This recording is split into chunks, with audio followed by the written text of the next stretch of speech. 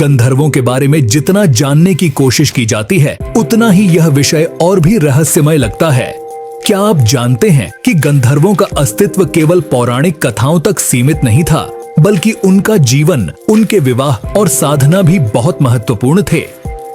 आज के इस वीडियो में हम इन सभी पहलुओं पर विस्तार से चर्चा करेंगे। तो बिना देर किए चलिए शुरू करते हैं और जानते हैं इस अद्भुत और रहस्यमय विषय के बारे में।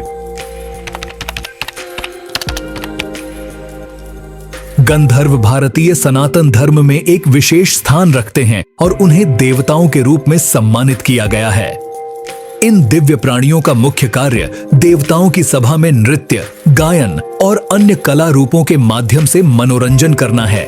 गंधर्व न केवल आकाश में विचरण करने वाले दिव्य प्राणी हैं, बल्कि उनके संगीत और कला का प्रभाव भी अत्यधिक शक्तिशाली माना जाता है। गंधर्वों के दूसरे नाम गातु और पुलम भी हैं। विष्णु पुराण में गंधर्वों के जन्म का उल्लेख मिलता है, जिसमें बताया गया है कि इनका जन्म कश्यप ऋषि और उनकी पत्नी अरिष्टा से हुआ था। इसके अलावा हरिवंश पुराण में गंधर्वों को ब्रह्मा की नाक से उत्पन्न माना गया है, जो उनके उत्पत्ति के रहस्यमय और दिव्य पहलुओं को दर्शाता है।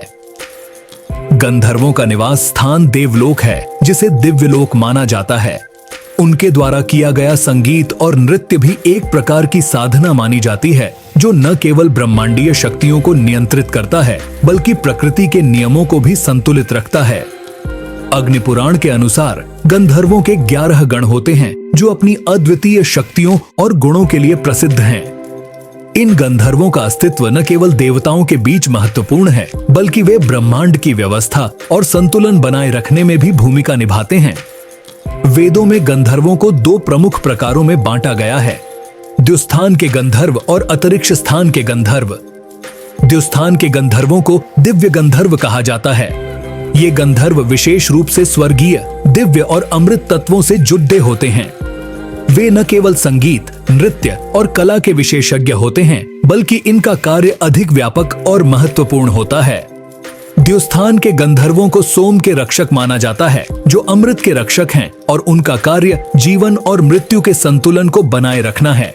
इसके अलावा द्युस्थान के गंधर्वों को रोगों के चिकित्सक भी माना जाता है।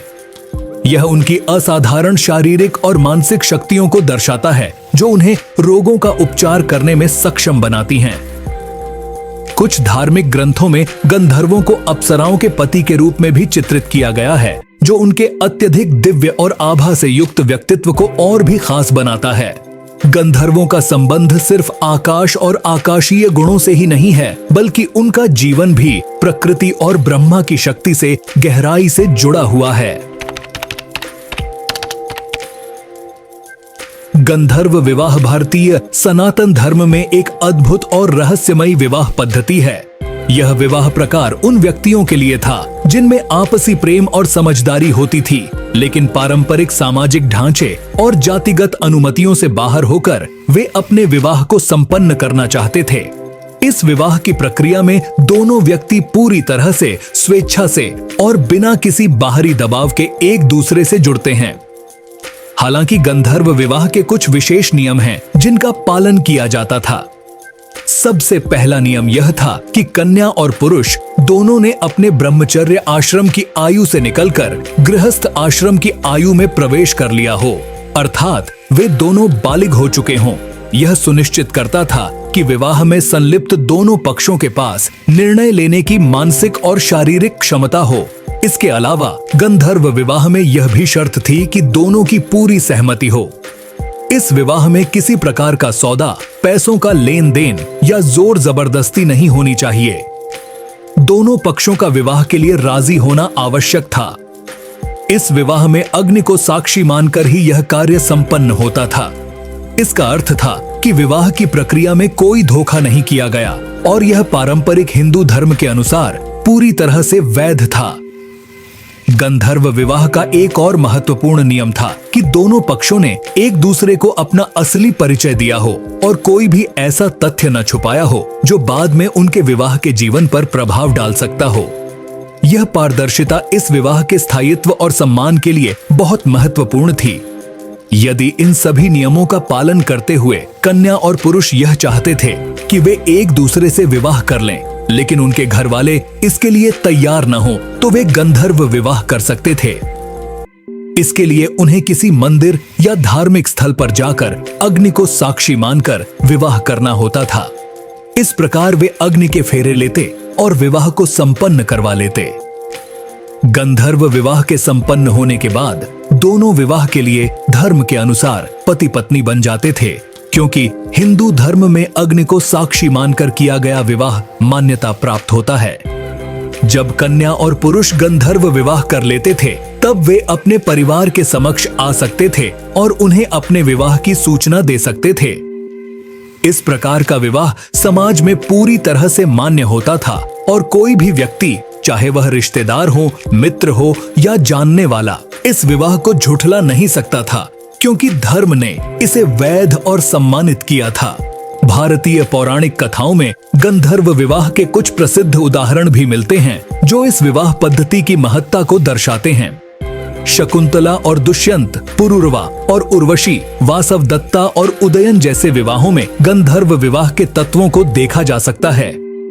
इन उदाहरणों के माध्यम से यह सिद्ध होता है कि गंधर्व विवाह केवल एक सामाजिक परंपरा नहीं, बल्कि एक धार्मिक और आध्यात्मिक प्रक्रिया भी थी जो प्रेम और सम्मान पर आधारित थी। गंधर्वों की पूजा और साधना भारतीय संस्कृति में एक महत्वपूर्ण स्थान रखती है और कई लोग इन दिव्य प्राणियों की साधना करते हैं। गंधर्व साधना के माध्यम से व्यक्ति को रिद्धि, सिद्धि और समृद्धि की प्राप्ति होती है। गंधर्वों को संगीत और कला के प्रति गहरी समझ के प्रतीक के रूप में पूजा जाता है और इनकी साधना के माध्यम से कला, संगीत और मानसिक शक्ति में वृद्धि हो सकती है।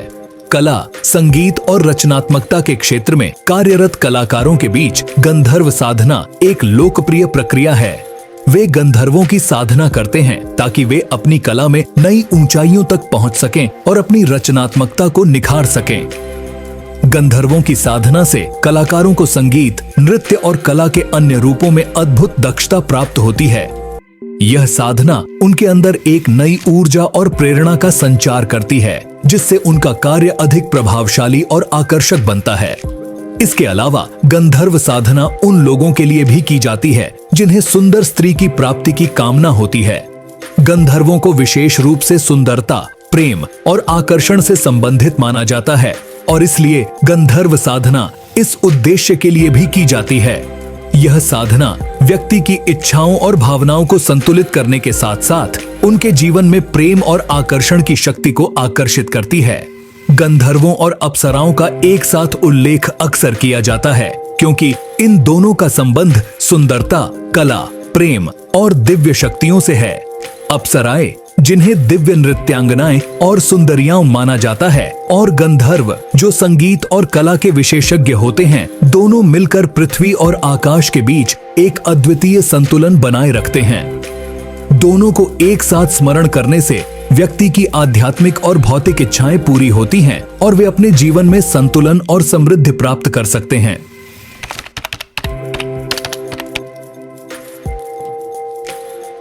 कई बार जीवन में सब कुछ सही होते हुए भी कुछ लोगों के विवाह में लगातार बाधाएं उत्पन्न होती रहती हैं। कभी कोई कारण होता है तो कभी किसी अन्य वजह से रिश्ते बार बार टूट जाते हैं। यह स्थिति न केवल दंपत्ति को मानसिक तनाव में डालती है, बल्कि परिवार के अन्य सदस्यों के लिए भी चिंता का कारण बन जाती है। अक्सर ऐसा देखा जाता है कि कुंडली में ग्रहों की स्थिति सही न होने के कारण विवाह में बार बार रुकावटें आती हैं। ग्रहों की अनुकूलता न होने के कारण जीवन में आने वाली समस्याओं का सामना करना पड़ता है। इस स्थिति में ज्योतिष शास्त्र में कुछ विशेष उपाय सुझाए गए हैं जिन्हें अपनाने से इन समस्याओं का समाधान हो सकता है। इन उपायों में से एक बेहद प्रभावशाली और प्रसिद्ध उपाय है विश्वावसु गंधर्व मंत्र का जाप। यह मंत्र विशेष रूप से गंधर्वों के देवता विश्वावसु से जुड़ा हुआ है, जिनका कार्य आकाशीय ऊर्जा को संतुलित करना और प्राकृत संबंधों को सुदृढ़ बनाना है। जब इस मंत्र का जाप किया जाता है तो यह वातावरण में सकारात्मक ऊर्जा का संचार करता है और ग्रहों की स्थिति को अनुकूल बनाता है। इससे जीवन के महत्वपूर्ण क्षेत्रों में बाधाएं समाप्त होती हैं, विशेष रूप से विवाह के संबंध में आने वाली समस्याएं। विश्वावसु गंधर्व मंत्र को नियमित रूप से जाप करने से न केवल विवाह संबंधी समस्याएं समाप्त हो सकती हैं, बल्कि यह भी जीवन में सुख, शांति और समृद्धि लाने का काम करता है। हम उम्मीद करते हैं कि आपको गंधर्वों के बारे में दी गई जानकारी से बहुत कुछ नया सीखने को मिला होगा। यदि आपको हमारी यह जानकारी पसंद आई हो और आप हमारे आगामी वीडियो में भी रुचि रखते हैं तो कृपया हमारे चैनल को सब्सक्राइब करें। इससे आप हमारे नए वीडियो से अपडेट रह सकेंगे। साथ ही इस वीडियो को लाइक और अपने दोस्तों के साथ शेयर करना न भूलें। आपका समर्थन हमारे लिए बहुत महत्वपूर्ण है।